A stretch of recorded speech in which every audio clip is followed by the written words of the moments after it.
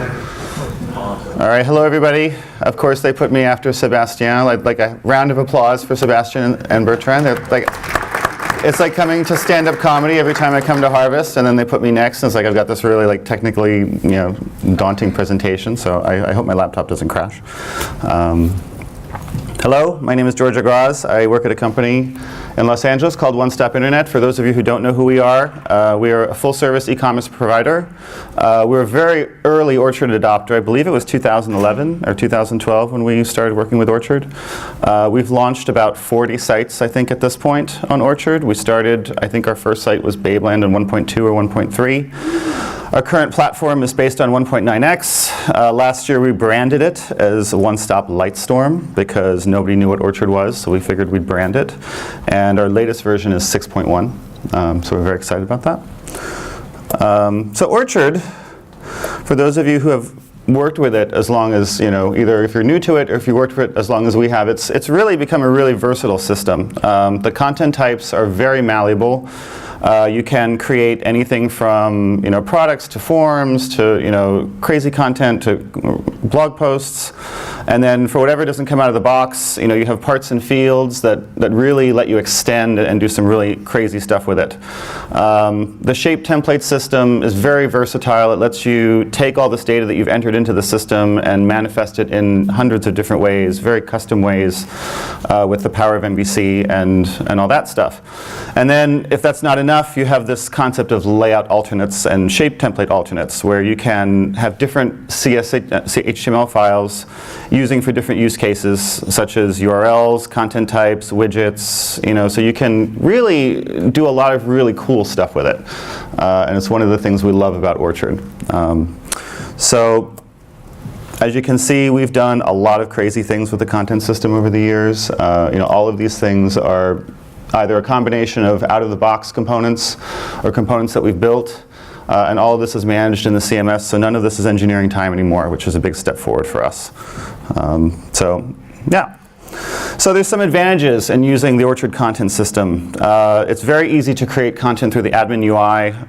You just create a new content type, create a new content editor, fill in all your stuff. You can use migrations. We've used them with modules. We've also used them with themes to kind of create content types out of the box with new releases, which is really easy for deployment. Content-based alternates allow exacting control of data display. We have a slideshow part that we've used over and over and over, and we've manifested it in, I think, 40 or 50 different ways using the content alternate system for content types, for URLs, for any crazy business requirement, you can usually get Orchard to do it pretty easily. The CMS tools allow for rich content options. People can upload their images, their videos. It's for us, it's a lot about just getting engineering out of the business of creating content, and Orchard has been really good for that. And then import-export, it's there. It does work. So you can move content from one environment to another if you have to. So those are some of the advantages of using the content system. It's not perfect. It's not really ideal for storing large data sets. Once you go above maybe 4,000 or 5,000 items, it gets very unwieldy to manage. The performance has gotten better over the years, but it's still, do you really want to be managing 4,000 or 5,000 pieces of content in the system? Import and export can be slow for large data sets. So if you're migrating something from another system and you have lots and lots of things, sometimes it just takes a long time. Extremely complex models can be hard to represent in Orchard. We have a product model that has, I think at this point, 50 or 60 different properties. So trying to model that in the content system is something of a challenge. And it can be kind of overkill for use cases where data is largely read-only. And the best example that we have at Onestop is our product catalog. We have sites that have 50, 60,000 different SKUs.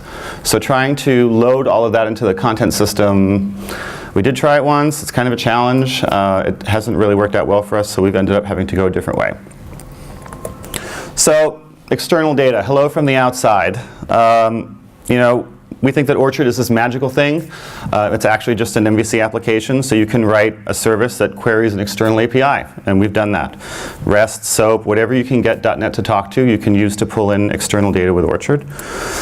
And then what we do is we materialize this data as just a bunch of POCO objects. So we represent our model. Actually, we import the model from our API, and then we can just make an API call and just do the deserialization and create this thing in memory very easily.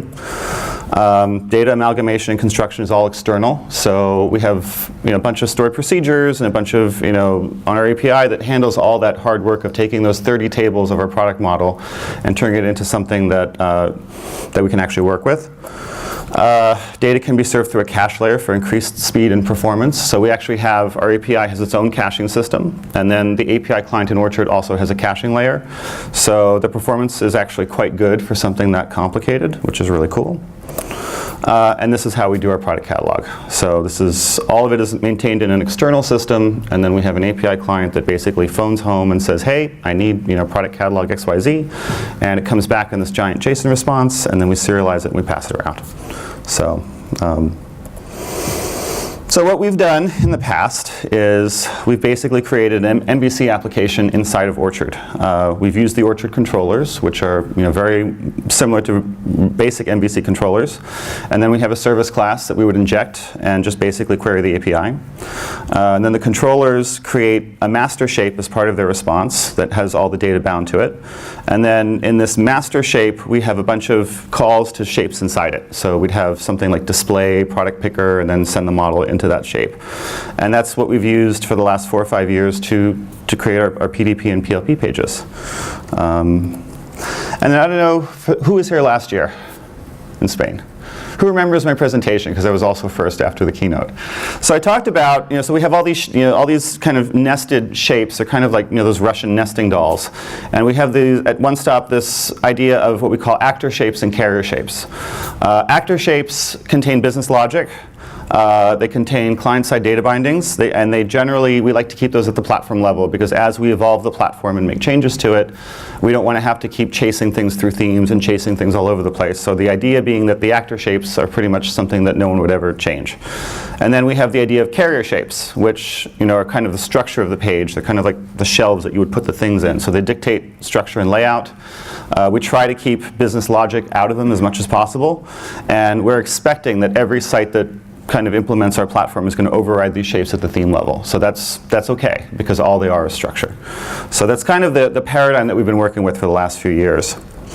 And this is a kind of a diagram. This is Derek Lamb, one of our sites. So everything in green would be considered an actor shape. It's a piece of functionality that comes out of the platform. So the product zoom container with the big shoe, and the size picker, and the color picker, and the add to cart button, and the description, all those things are prepackaged functionality that live at the platform level. And then in blue would be kind of like, we call it the product detail layout shape. And that's basically the structure of the page that holds all of these shapes. So you can do whatever you want with that. You can move stuff around, you can stack things, you can move, we don't care. Because none of the business logic lives in that particular piece of code. So every site can have a different version of that, and that's fine, because all the stuff in green is going to live at the platform level. So this is the paradigm that we've been working with, and this is what we presented last year. And then the component code would look kind of like this. You'd have display, product size, color, and then you'd have, inside it is kind of the dynamic model, which is the shape system, and we can turn things on and off. So we want to do a drop-down display mode. We don't want to show the URL position for the size chart, and we're not going to show the checkout button in this particular shape. So these would be the options that you'd be turning on and off in each one of these particular shape templates. So controller-based display has a couple of advantages. It's pretty fast to implement, because you're basically doing an MVC controller paradigm. It's very simple to control, because again, it's just the same paradigm as any other MVC controller. You get very granular control of nested models and shapes with the display ... syntax. And our models are defined actually in our API, and we import the DLL into our Orchard solution. So every time we make a change at the API, as soon as that DLL gets pushed over, we get the updated models and properties very quickly. There's still some disadvantages. There's still a lot of files with this paradigm. We still have a lot of layout files, and every once in a while you're going to see someone overriding something that they really shouldn't override. It's very annoying to move things around, because you're still using markup. We can't use things like the Placement.info system that Orchard Content uses. We can't change templates easily with the Placement.info file, which you can do. we have to go in there and actually change the actual markup. We can't turn things off with Placement.info. Placement.info, you can move things around, you can change templates, you can also just get rid of it if you don't want it. We can't do that with this paradigm because we're not using the Orchard content system really. And then going forward, maintainability means we're going back to themes over and over and updating things and changing things, and we have new properties and whatever. We've got to go chasing that shape wherever it lives in the layout files and updating it and make sure that that's all up to date. So that still, we're trying to kind of make things more efficient. It's still kind of something that we're trying to get away from. So we thought, and Sipka will remember this, product widgets. This is going to be awesome. We'll just make a widget layer with all of the bits and pieces and we can move them around. So we tried this, and the advantages were it was really easy to move stuff around in the widget system. That was it. Very hard to standardize configurations between environments. You'd set up widgets in one way in dev, and then you have to put it in exactly the same way in QA, and we couldn't handle that. Theme and styling changes were still required because our partners are pretty demanding about their UI UX experience. So just because we could move it over there doesn't mean that they liked the way it looked over there. So we had to do some styling and change the font. So we still had to check in code, which wasn't ideal. And then we had widget alternates, which kind of changed the number of available files and places and overrides, so that kind of got really hairy to try to maintain. And we found it really didn't meet our current or future business needs. And the last and most dangerous thing is that because it was all in the admin, it was really easy for someone to go in there and mess up the site. So we excised the product widgets. I think 2 years ago we finally got rid of them. I remember Sipka had a very gleeful smile on his face when we finally killed them in our solution. But some of that code lives on. So now we are in the 6th version of our platform, and of course, to maintain the level of ridiculousness that I require in our department, we have code names for all of our releases, and they are named sci-fi planets. So we've had Alderaan, Bespin, Caladan, Dantooine we branded as 4X, Endor was 5X, the first 1.9 release, and Ferenginar, the planet of the Ferengi, is our 6X release. So everyone I was like, do I need Ferenginar? Like what? Yes, you need Ferenginar. And version 6 of Ferenginar is the first version of our platform to Ferenginize our PDP and PLP pages. And Ferenginization is really the marrying of external data with the Orchard content display system. And we're going to do, in 6.1, we're doing shopping cart and mini cart. And version 7, which will be version Gidi Prime, for those of you who are following, we will actually use this for checkout. So we will completely move everything to an Orchard content display paradigm. So what does that mean? Like if I want to do content display system and use external data and not use the Orchard storage, what do I have to do? So in our system, a commerce page, which is a category or PLP page, and a product or PDP page, and now the shopping cart, are all saved in the system as content types. So we have a content type for product, a content type for category, and 6.1 will have a content type for shopping cart.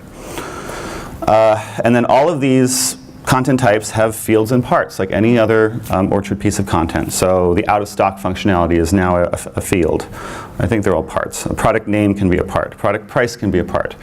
Product description can be a part. So all of these things, either you'll see them in the admin or you'll see them in the code. They're all going to become pieces of the content system like any other part or field that you would add. Now that these pieces are, in the same world as fields and parts, we can move them around. So we can put them in content zones, we can put them in layout zones. I don't know if you guys know this, but you can actually have a content zone which is specific to your content. So we can push these things around with Placement.info like anything else. And it's kind of weird. You can take the Add to Cart button and now you can put it up next to the search box because it's placeable like anything else.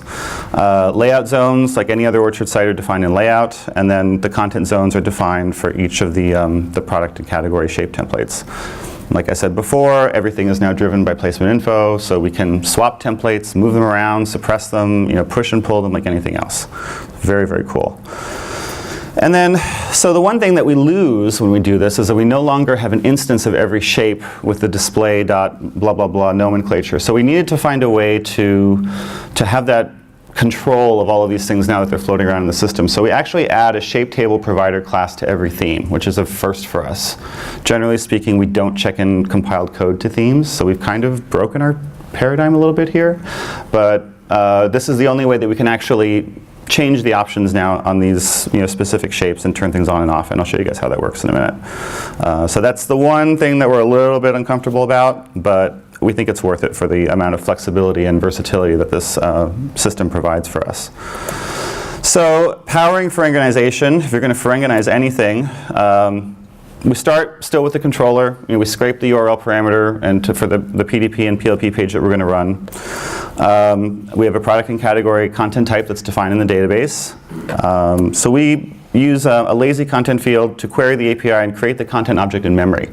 So we're not saving this anywhere. We create this thing as part of the controller method, and it exists in memory, and then when the page renders out, it disappears, which is kind of awesome. We have shapes, and we attach them to content types, either in the content definition itself, or the driver will actually attach a whole bunch of shapes to the content as it's being created. And I'll show you guys what that looks like in a second. And then what's really cool is that we can take the drivers and put Orchard features on top of them. So we can bind all of these crazy features into a content type. And if someone decides that they don't want the out-of-stock thing, we just turn the feature off. And it just disappears. You can also suppress it with Placement.info, which we do. But for certain complicated operations, we just want to turn everything off. So we can just turn off the driver, and the code will never run. We can control everything by Placement.info, which has dramatically lowered the number of files that we now have to check in to launch a website. And the shape table provider, sets options for these shapes, configuration. It gives us a lot of control over what these shapes are doing now. So this is kind of the guts of how this thing works. And then Ferenginization, the advantage is granular control over element placement without changing CSHTML files, which is awesome. Changes are very easy, they're very quick, they're also very low risk, because if you kind of mess up Placement.info, the worst thing that might happen is you might just disappear something. Whereas if you're moving stuff around in the markup and you miss a class, or you miss the hierarchy, or you don't close your div tag, you can total the whole page. Oh, and my VPN gateway has finally gone off because I've been talking too much. So content zones, give us a lot of flexibility as far as placement and manifestation of what these pages look like. I'm going to need this for the demo, so I'm sorry about that. Yes, and I accept the terms and conditions. It drastically reduces the number of files required for a theme. When we launched johnvarvatos.com, I think we had 237 shape template alternates. And when we launched Fry, the first iteration, I think we had 89. And then we launched Jones New York, and we had 25. And Katy Perry Collections, which is our latest Orchard site, has 6. So we've drastically reduced the amount of code that we have to check in. And it's fully backward compatible. All of the shape template CSHTML files that we're using are the same ones we've always used. We're just putting them together in a different way. So if you have alternates at the theme level or whatever, all that stuff should still work. There are a couple of disadvantages to doing this. You have to convert existing functionality, so everything that was display dot yada yada yada now has to be wired up into a driver and a handler and a model and all the other stuff. So there is a little bit of work for that. If you want to have multiple instances of the same shapes, that becomes kind of complicated, so you end up having to do a hybrid of the old placement and the new placement. We haven't had to do that too many times, but that is a limitation. And of course our themes now have to have compiled code, which makes deployment a little bit trickier, and it's another thing that we have to watch. So that's the one gotcha with this system. And generally speaking, we haven't done that before. So for a PDP and PLP, these are kind of the things that you're going to need. You're going to need a content definition for anything you want to use with Ferenginization. Obviously, you're going to need a controller file to kind of power the whole mess. You'll need a driver that's going to basically instantiate all of those little actor shapes and put them into the shape display system for you. You'll need a handler to tell it when to do this. You do need a model, even if the model is empty, to kind of have something to bind to. And then if you want to do special options, you're going to need a shape table provider at the theme level. So these are kind of the things that you're going to have to add if you want to do this. It's actually not that hard. The basic data flow, our controller will instantiate a new version of the product object, and then there's this kind of cool lazy field thing that I think is actually still something we had from the product widgets, right? That actually will go out, inject the service, and call the API and populate all the data. So that's very cool. The controller will stuff all that data into the product content type. There's actually, I believe, a product part that most of that stuff will live in. The product driver will then build all of the default shapes that come for every piece of product. There are about 20 shapes, stuff like product title, product description, the media fields, all that stuff comes out of the box and everybody gets that. So if you don't want it, we turn it off with placement, but it's not something we have bound behind a feature because everybody needs that. And then anything else, the find my size thing, out of stock, any other crazy things, we can actually add parts and fields and then turn them on and off with features or just delete them. So that's how the rest of it gets delivered. Drivers mean that we can use Placement.info. We can move things around, we can hide things, very fun. And then our shape table provider sets the options. So that's kind of what happens for every single PDP page is kind of this series of steps. And we haven't really found a huge performance difference in doing it this way, which is kind of interesting. We were all expecting it to be a lot slower, and it's really not. So I'm going to show you guys some code examples. We'll do content definition. I'll show you what the product controller looks like, the product part handler, all the pieces that you're going to need to do this. So this is Katy Perry, a local version of Katy Perry. If you saw her perform at the Grammys, she was wearing the Lena, which we do sell, so you can have Lena shoes if you want. And this is the product content type. So it's not creatable, it's not listable. I'm not sure why it's draftable. I think it's just default out of the box. It has a stereotype of commerce content. And this guy here, the product part, is where most of the magic is. So all of the default display stuff that's going to happen in a product is contained as properties of that product part. And then we have two features that are enabled for this. We have the Find My Size, which is the size chart system, and then user product list item you all know as wish list, but we call it user product list. So for whatever reason, this site has decided that these two features will also be part of the PDP page. So that is our content definition. Our controller looks pretty similar to any other controller. And if I go into the details, you see, come on. I don't know why it's highlighted. Oh no, I hope it doesn't crash. Yeah, this computer might crash. But anyway, so my computer comes back. You can see there's, it's looking for product ID, it's looking for a string. It's a controller like anything else. Ah. See, Taylor, this is you. This is you. You did this. So yes, Visual Studio is busy. But if you go down here, you'll see your product item is we're creating a new part, a new product, and then we're kind of casting product part as a product part because we're going to manipulate later on, and then we set the product ID there. And that is kind of where the magic happens. At that point, when we set that property, then the product part itself will go out and query the API, which I could show you if my Visual Studio wasn't completely borked. But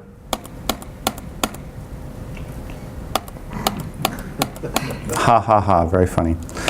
Okay, I'm going to describe what you're going to see here. So that's fine. So the product controller, we saw it. It's pretty standard. The product part handler is kind of a handler like anything else. I believe it activates on the product. See, I have it here. You can see it. It's right up there. It's right. Oh crap! It's been sitting here for half an hour doing nothing. Oh, if I kill it, then you're going to have to wait for it to load again, which is also very slow. Report the problem to Microsoft. Yeah, wouldn't that be fun? All right. Say goodbye. Bye-bye. All right, let's try this again. Once more with feeling. But the handler is very simple. I think it's on product part activating. It kind of helps wire up the model. The driver is kind of where all the magic happens. It has a list of all of the shapes that you're going to create for every product part, like title and model name and all the other stuff. The product part model is actually very simple. I think it's like 4 or 5 properties because it's like the product ID. Anything that is kind of shared between all those things. And then the shape table provider, which I will show you as soon as Visual Studio decides to open again. Okay, and is it going to open my tabs? It's thinking about it.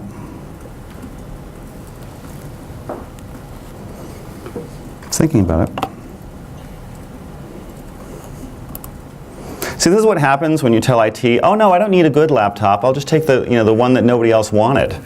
And then you realize there was a reason why nobody else wanted it, because it kind of sucks. That being said, laptop, please don't crash. Please don't crash. Everyone having a good time in New York? Come on, you can do it, you can do it. All right. And I think it's going to open any of my tabs, which kind of sucks. So we'll go in here. Our product part handler. And of course it didn't remember where all my windows were. So here's the handler. It looks like any other handler. It's very simple. This is the product field loader is actually where the magic happens. So as part of the handler, we're using this product service to go out to the API and get our stuff. And then we're adding a wrapper, a product wrapper in the metadata. So very simple and very standard stuff. Okay, what else was I going to show you? The driver. The driver, crap, is where the magic happens. So our driver,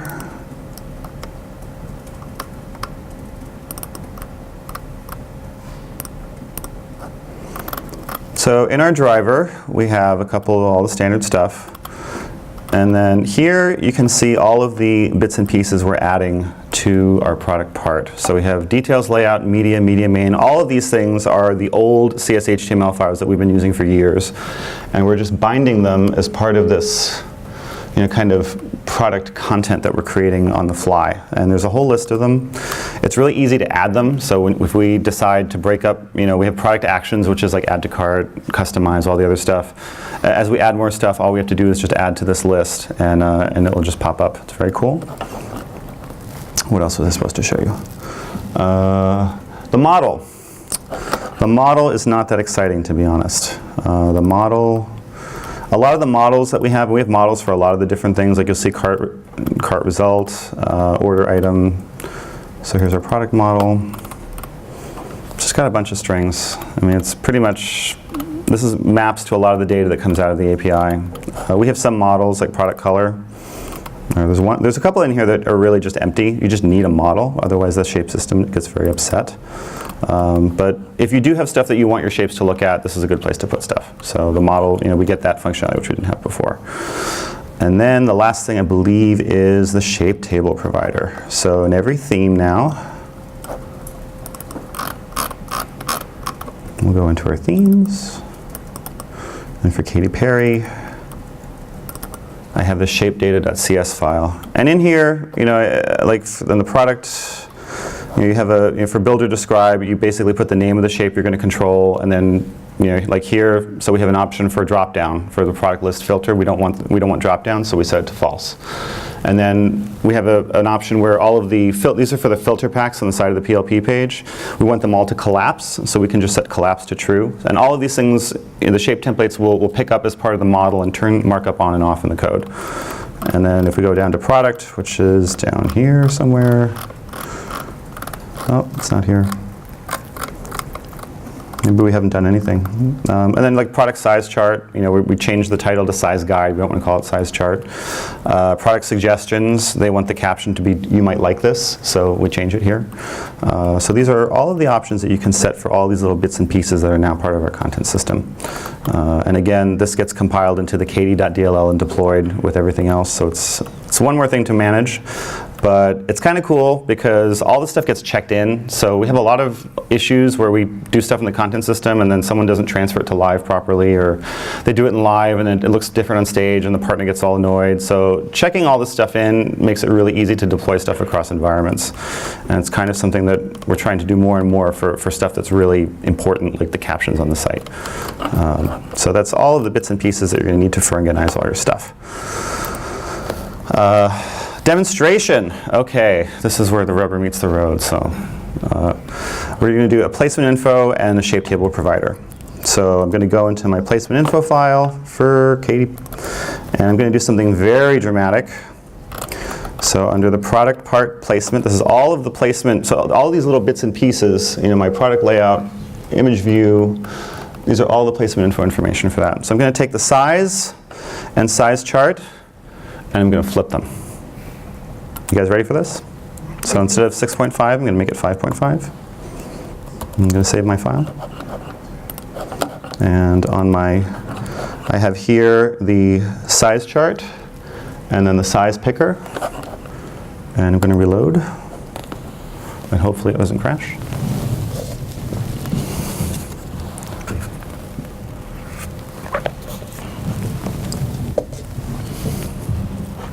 I assure you our production sites are actually much faster than this. It's just my crappy laptop.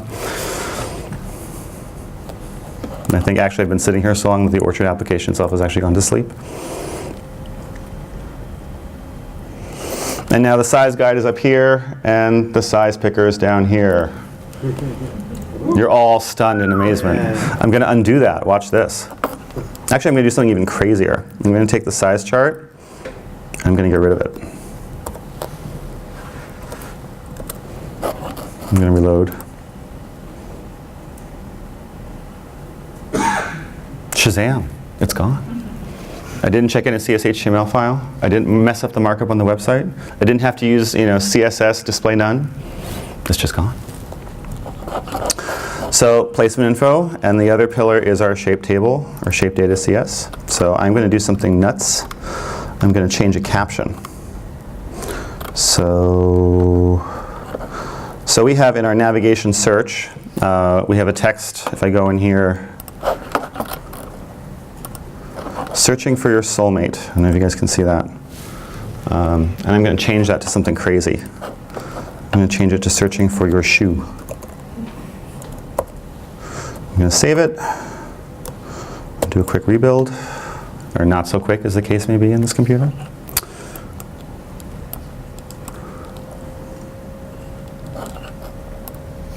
All right, I'm going to do a hard refresh to bust our output cache.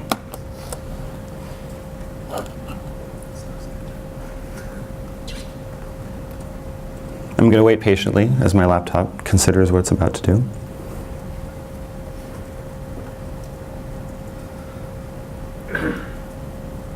I'm going to wait more patiently.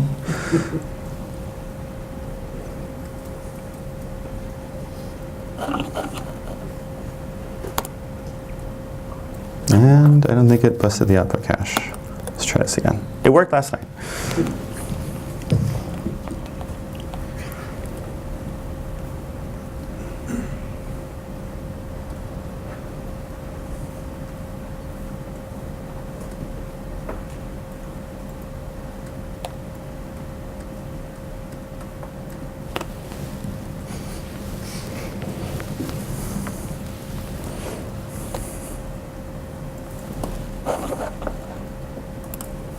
There you go. Searching for your shoe. So not as fun as searching for your soulmate, but definitely a demonstration of something very cool and very powerful. So doing our PDP and PLP pages in this way opens a couple of really interesting possibilities for us. We've had a lot of partners ask us to make crazy shoppable pages. Like, I want to take a product detail page, and I want to put a slideshow on the top, and I want to put, all this other crazy stuff on it. And that becomes possible now, because it's content like anything else. So I can create, I didn't have time to do it, but I can go ahead and create, if I make that product and category creatable, I can create it and just put in whatever ID I need to put in there. And then it becomes content like anything else. I can move stuff around. I can create a new content type, shoppable PDP page, and attach that product part and all the other bits and pieces to it that I need. And I will get a working PDP page out of the box. The add to cart will work. The color pickers will work. The size pickers will work. And then I can do whatever they need us to do with it. Kind of make a shoe pop out, or shake it and Katy Perry drops down. Anything they want to do to that particular PDP or PLP page becomes possible with the content system, which is very exciting. So what I would do is I would obviously create a product or category content type and set the ID. All the PDP bits and pieces are then placeable for that page. So I can either move them around in Placement.info. Some of the things I could widgetize if I wanted to, but I probably don't want to do that. And then all of the power of the CMS, the layouts, the templates, all the stuff that we've built becomes available for that particular page. You can use migrations to add or remove parts. So future versions of our commerce module will have migrations to kind of wire in some more of these parts by default. We could put migrations at the theme level to create these things as we deploy things. We haven't done that yet, but that becomes possible. And then a look at our, this is a folder, the views folder. So pre-Avalon, which was our old way of doing things, you'd have between 50 to 90 alternates. With the advent of Avalon and breaking everything up into actor shapes and carrier shapes, a lot of those things fell away, so you have between 5 and 18 alternates. This is the folder for Katy Perry collections. We have 6 alternates. Header, footer, we have one for styles, and then obviously somebody customized the subscribe in the subscribe form. So that's it. The difference between our standard Acme site and our Katy Perry collection site are these 6 files, are shapetemplate.cs, and a whole bunch of less variables that we set at the theme level. So it's really not that much code, especially when you've seen the Katy Perry site, which looks like chicken tikka exploded all over it. It's a dramatic change from what our standard site looks like. So in summary, we use in-memory content types, which enable the marrying of external data into the Orchard content system, which is really cool. Drivers and handlers repurpose our existing shape templates and allow them to be managed by the content display system. So we get all the cool stuff that Orchard content lets us do. Placement.info is leveraged for alternate selection and placement across content zones. So we can now push all of our bits and pieces across layout and content zones, which is something we've been wanting to do for a while. And then our shape table provider sets specific options for the shapes as they are created. So this is kind of the bits and pieces of this whole system. Less files, more fun. I call it game of code. Our developers, come up with this fancy solution, and I'm like, oh, that's really nice. You just created about 100 more files that we have to manage and include in solutions and include in builds. So I call it the game of code. Less files wins. So we're winning with this particular system. That's all I got. So hit me with questions, or are you just completely amazed at what you've seen today? You're all hungover, I can see that. Yes, a question. Show more of the controller. Yeah. I'd like to see that Sure. again. Pre-crash. Pre-crash. Yeah. So we have a product controller.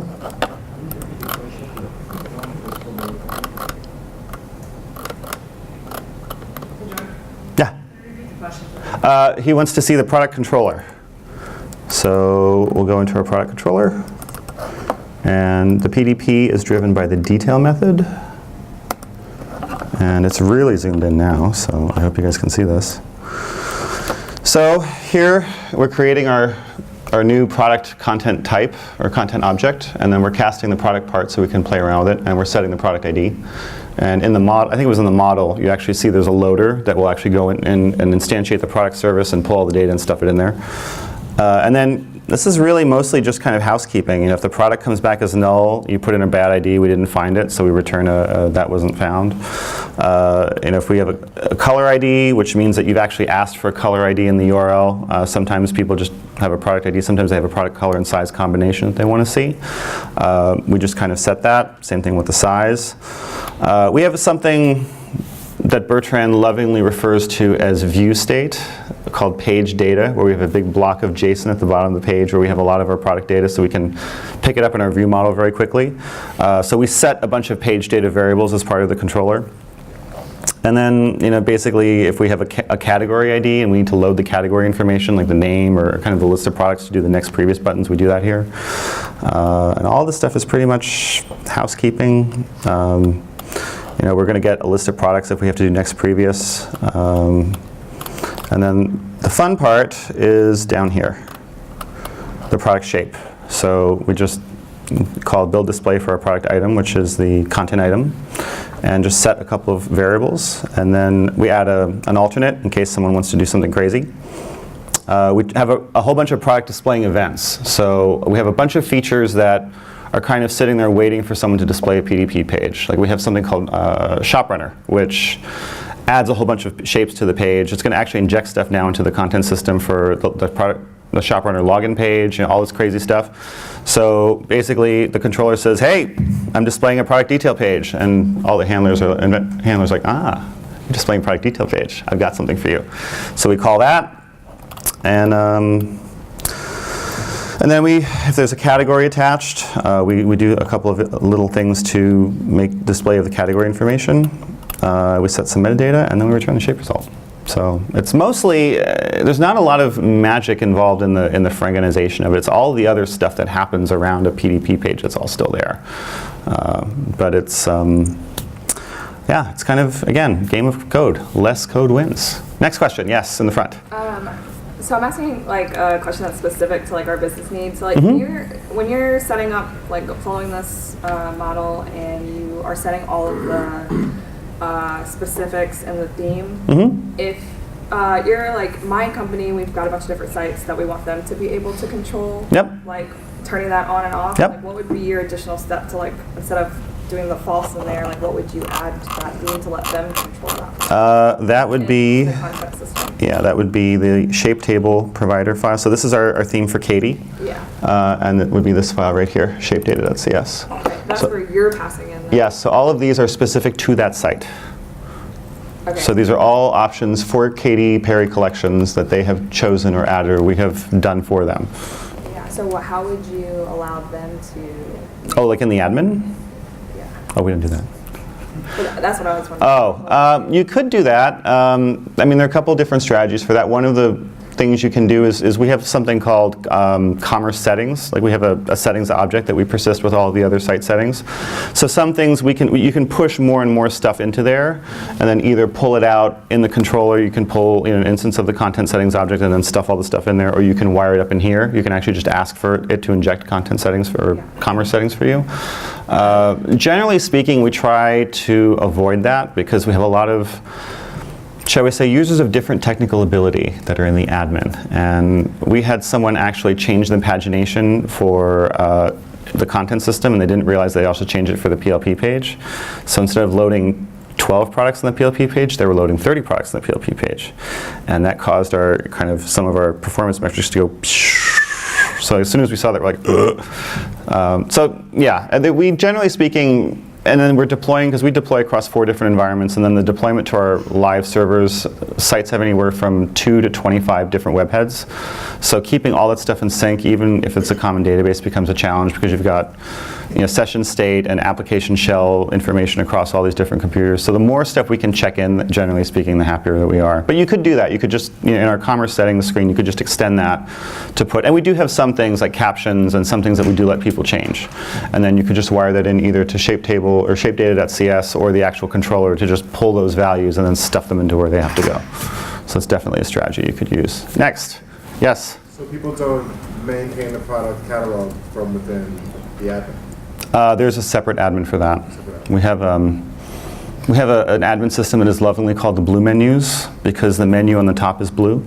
And that system has been around, it predates our Orchard instance. So it's very specialized and it kind of handles all that product data. We also have an import service where you can take an Excel file and create products by import. So it's just easier to leave all that data and all that functionality where it is and then just suck it in over the API. So that's kind of the strategy that we've used. Anyone else? Yes? More comment, more question. You mentioned that it's better to have files because they are source controlled, so you can repeat things. We can repeat things. We can see who changed things. We can do the log and blame someone for taking something down. That, and also on production, if you do a change and the dev box doesn't have that, or the opposite, to do a change in the dev box, like for content type, and it's not in the production, so you finish it. I have a suggestion.